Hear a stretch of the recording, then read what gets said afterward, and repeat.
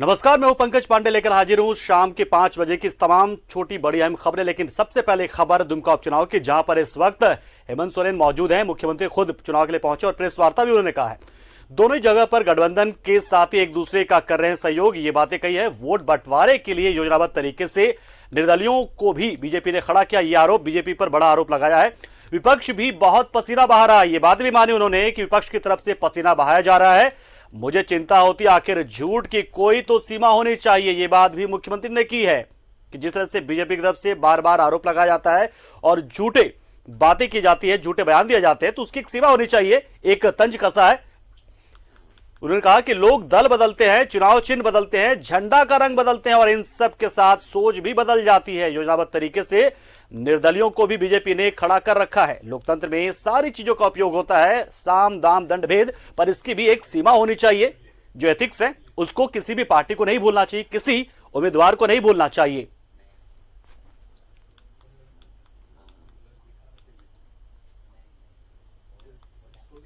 पता है कि इस राज्य में दो उपचुनाव हो रहे हैं।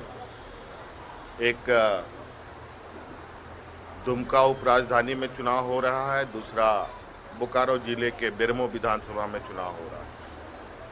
और दोनों ही जगह हमारे गठबंधन के प्रत्याशी खड़े हैं और लगातार परस्पर एक दूसरे को सहयोग करते हुए आज इस चुनावी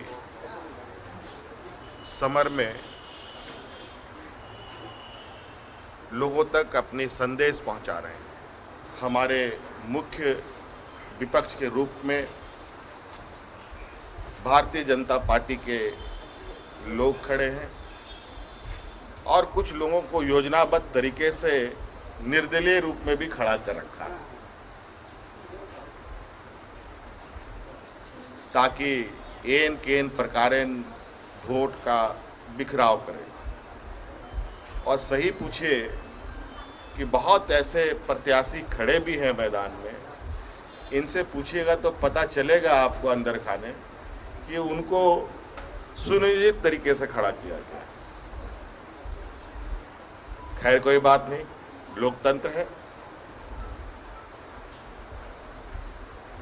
छल प्रपंच श्याम दंड भेद सारी चीजें का उपयोग किया जाता है।